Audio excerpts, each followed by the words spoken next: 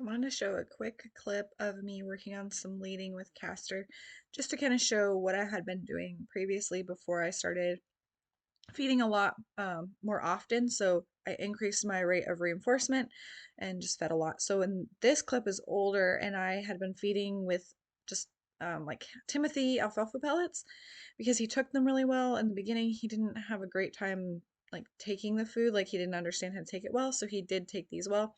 So a lot of my behaviors come from him having too much of a chew time. So there he stopped chewing, he faced forward, and I clicked him and fed him. So that was great, great reinforcement time. But what happens was when I ended up with having the hay cubes is I would stand there and wait, and then I would wait too long for him to chew the food, and then he would start throwing in those other behaviors. So that's where I kind of ended up kind of having all the other problems. And I didn't balance like the behaviors as well as I do now. But he's leading nicely, and then he stopped decently. And then I just kind of used my crops there as a target. And then a couple of things that I did to fix this was I made smaller hay cube pieces so that he didn't have to chew as long. Because this is nice right here, like he's standing nice and straight. He's chewing. He's turning his head a little bit, but he's not really throwing any behaviors. But the key here is going to be to click and feed again if I want to reward the stand before he starts throwing in those behaviors. So again, a clean loop. So I've asked him to do something, he's doing something, and then I reward him for doing something without him throwing in another behavior. So I ask him to stand still. He's standing still, and then I reward him for that without him standing still, turning his head, and then walking off before I reward him or something like that. So um, that's a big key to this is having those smaller things and paying attention to, is he about to leave kind of thing. Um, and then I'm just kind of kept putting him in the correct position is where I'd like him about with his head even with my shoulder. So that kind of helps that situation where he's not running ahead of me. The around the round pen or any protective contact will help you with that as well. It's where like you can just kind of turn around the other way. You can do that without protective contact as well, but it's just a little bit easier and safer if you have some kind of barrier between the two of you. So you can go the other way when they kind of crowd you and you don't have to feed that or you don't have to worry about them running you over.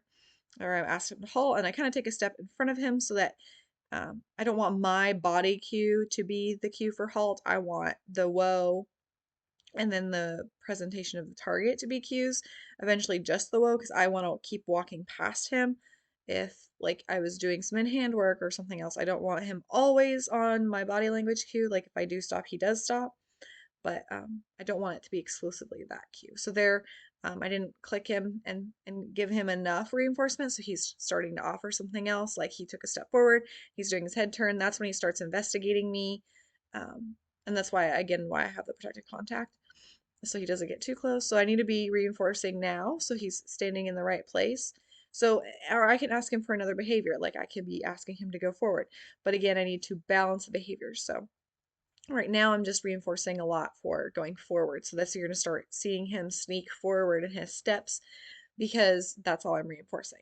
So just like in not my last video, but the one before that, is he's only getting reinforced for going forward. So he's just going to continue going forward and he does anticipate that, but I want to make the anticipation work for me.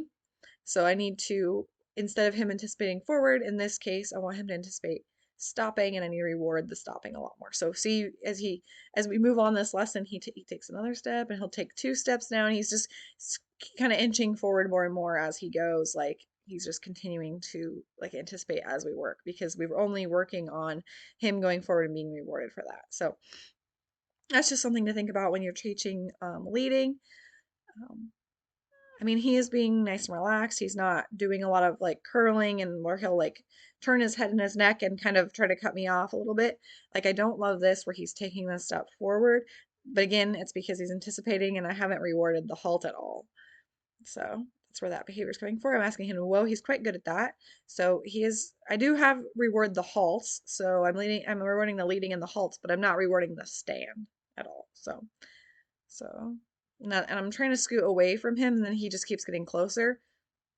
So he also hasn't learned that he can get reinforcement, and it doesn't have to be right next to me. So that was another issue that we were having is he wants to get closer and closer and closer. So he get closer, so I'm just going to turn and go the other way, and now he's in correct position. So should be clicking him here because he's where I want him to be. I'm actually a little bit ahead of him, which is fine. This is where I want. So it depends on where you want your horse to be, is where you would click and feed him. But the whole idea of me turning around and changing directions while leading is he's getting ahead. I'm going to turn. It's going to slow him down. Then he's going to be behind me, and I can click him for being in that correct position.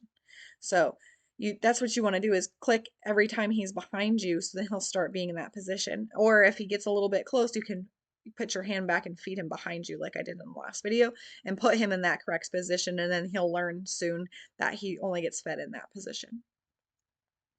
So the only thing preventing him from really doing a lot of walking off is that I'm rewarding him for these halts. That's really it. But again, he's scooching forward again. He's getting too close to me, so I'll turn the other way, walk off. He's in a good position here. But you can see as the lesson goes on, he's anticipating more, he's getting closer to me, and it's because I'm just doing a lot of the leading and reinforcing for that. So it's my issue, not his. You have to be very specific with what you reward and reinforce.